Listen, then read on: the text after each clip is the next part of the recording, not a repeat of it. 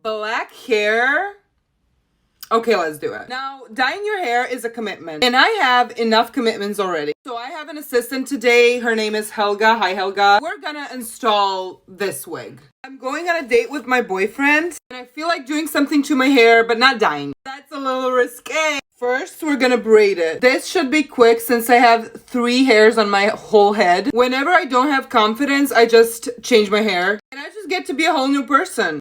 It's fun. Also, this is a good excuse for me to not wash my hair today.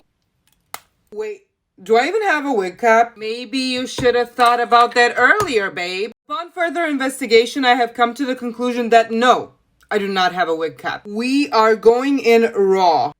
That sounded wrong. Okay, Helga, I'm gonna need your assistance. I'm taking your hair, girl. Sorry, not sorry. Let's go. 3, 2, 1. Okay, I think it looks great. Oh, we are gonna make it work. What I will do is I'm gonna glue it down. Imagine us just peacefully eating dinner and my hair falls into the soup.